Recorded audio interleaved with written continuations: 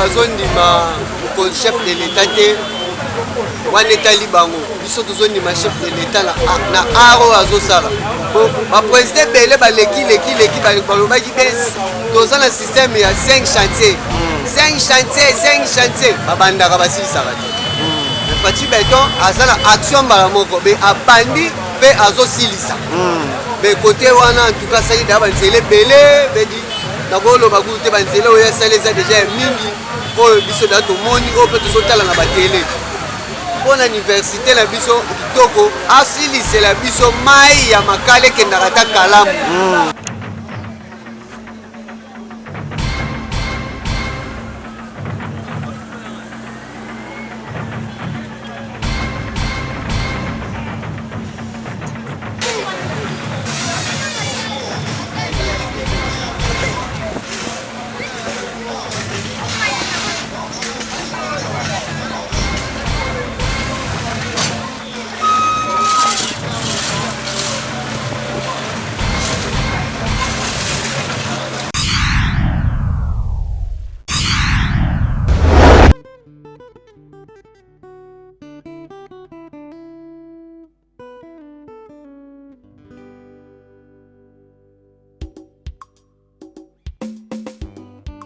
Avec Fati Beton, nous bâtirons un Congo digne et prospère.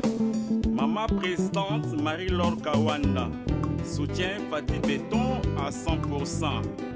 CG Augustin Kabouya, Guy Merci Aéro National, Dr Etienne Kisekedi pour tout. Jean Mobiemé, Hypogré.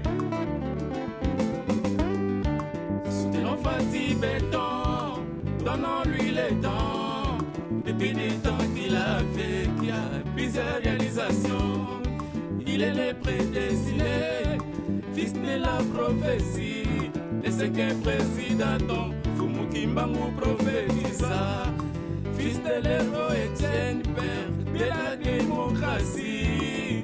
S'il était vivant, il allait être fier de son fils. Soutenons tous les, donnons-lui les temps. Depuis des temps qu'il avait, qu'il a plusieurs réalisations. Il est le prédestiné, fils de la prophétie. Le cinquième président, Fumukimbangu prophétisa. Oh, Pino Solo, ingénieur. Cliff Mayamba, Internet, Sifil, Papoli. Soutenons tous les, donnons-lui les temps. Depuis les temps qu'il a fait, qu'il a plusieurs réalisations. Il est le prédestiné, fils de la prophétie. Le cinquième président, Fumukimbangu prophétisa. Fils de l'héros Etienne, père de la démocratie. S'il était vivant, il allait être fier de son fils. En 5 ans, on ne peut jamais reconstruire un pays détruit pendant 50 ans. Mettons-nous ensemble, main dans la main. Faisons ça notre pays qui fait de l'avenir. Par les anciens que nous connaissons, donnons la chance aux présidents.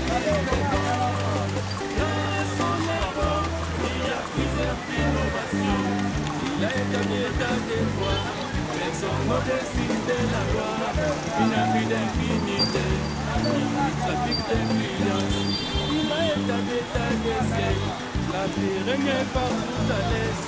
Nos voyants militaires par des attaques sans l'effet. Il a établi l'état de droit, personne ne décide de la loi, il n'y a plus d'impunité, ni trafic d'influence. Il a établi l'état de siècle.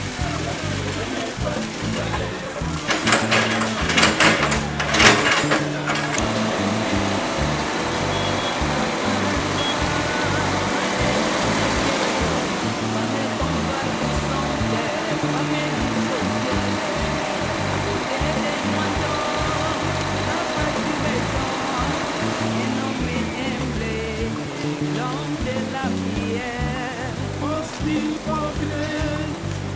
en avant, soutien parti Bello à 100%. Il dépêche pour combattant jusqu'à la mort.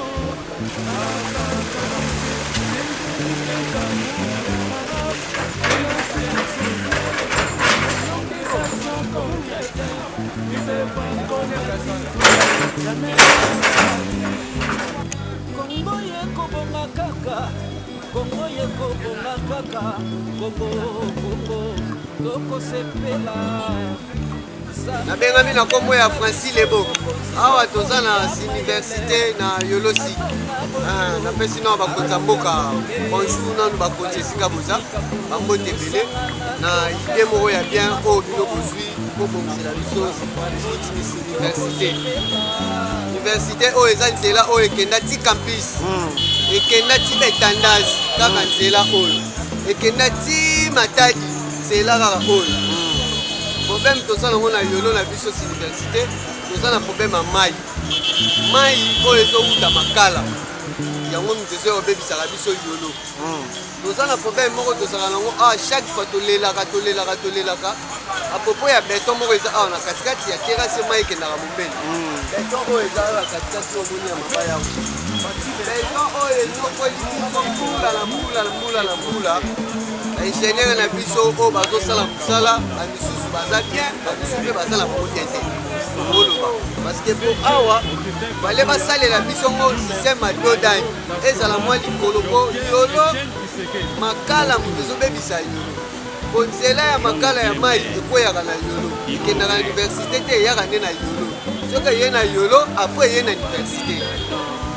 biso ama na yolo toza masalite ya koloba ti oyo kutu omoni moke bongo soki okoti na basima bakonzi ya mboka ma félicitation ndenge bootiela biso beton na université be banda to bandanga nano abotami te nzela oyo na batiaka ngo beton te naye na kokola na nga nde nayemona lelo fati beton aka kombo na ye eza beton yango azosalela biso babeton na banzela na biso ekote azali awumela bakonzi ya mboka batuka tosepeli na beton nde bozotiela biso mosalama ezokende kitoko mosalama ezomona oyo bazondima chef de l'état te wana etali bango biso tozondima chef de l'état na art oyo azosala baprésident ebele balekileki balobaki te toza na système ya 5 chantier babandaka basilisaka te fati beton aza na action mbala moko me abandi mpe azosilisa me kote wana antuka asali da banzela ebele bedi nakoloba kutu te banzela oyo asali eza deja ya mingi oyo biso da tomoni oyo mpe tozotala na batele mpo na université na biso kitoko asilisela biso mai ya makala ekendaka ta kalamu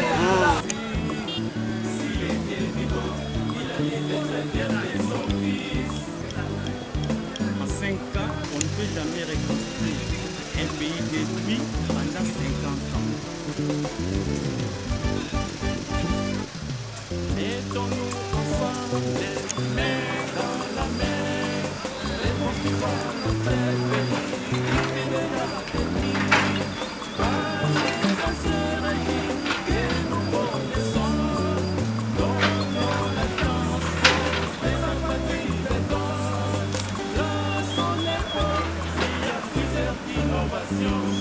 Il a établi état de droit, personne ne décide la loi, il n'a plus d'impunité, il trafic d'influence.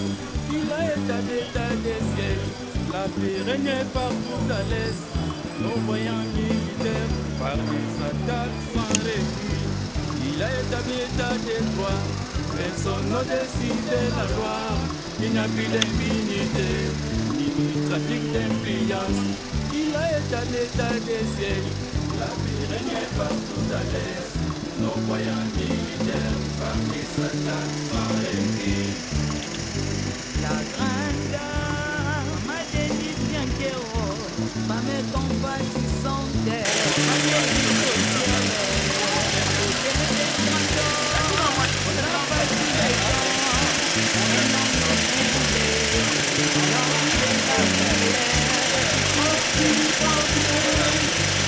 En avant,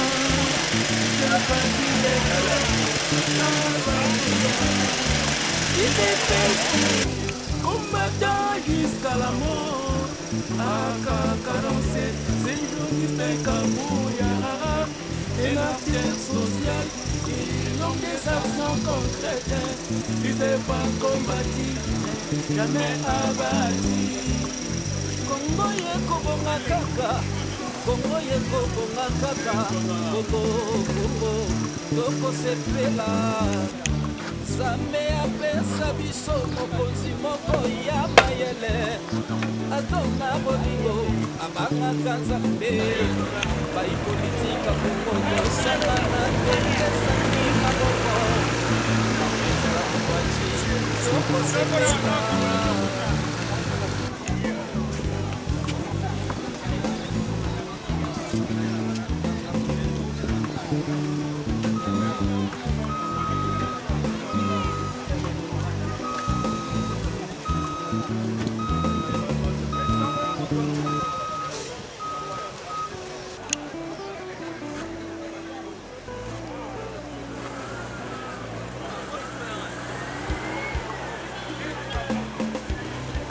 Avec Fatih Béton, nous bâtirons un Congo digne et prospère. Maman présidente Marie-Laure Kawanda soutient Fatih Béton à 100%. CG Augustin Kabouya dit merci à Héros National Dr Etienne Tshisekedi pour tout. Jean Mobiemé, Hypogré. Fatih Béton, donnons-lui les dents. Depuis du temps qu'il a fait, il a refusé la délicatesse.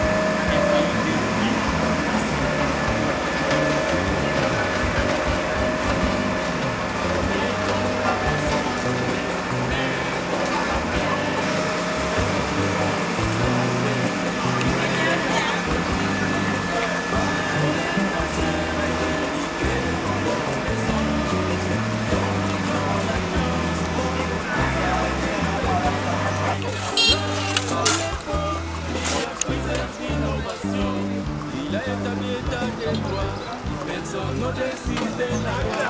Il n'a plus d'impunité, ni trafic d'influence. Il a établi ta décès. La paix règne partout à l'est. Nos voyants militaires par des attaques sans recul.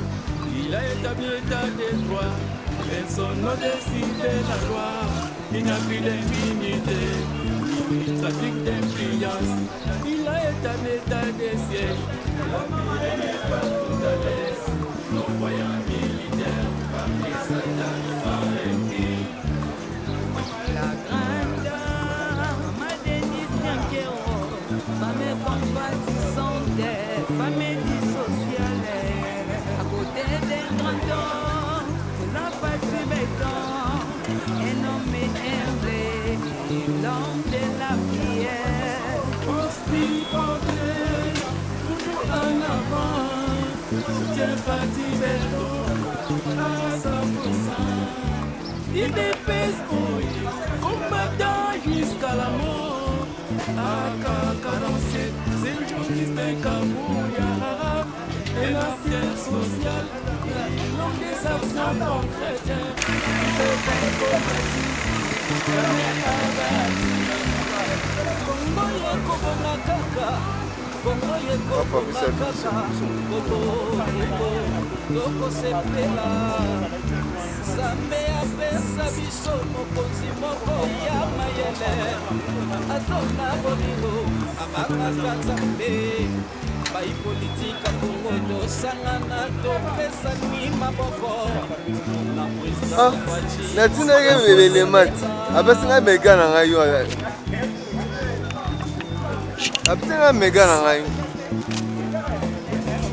na nini amta théâtre atinga mega na ngai natinaki lien ya émission ayebi mpe na otina mega banda nayebiseke obeta fo asi azwa 10 minutes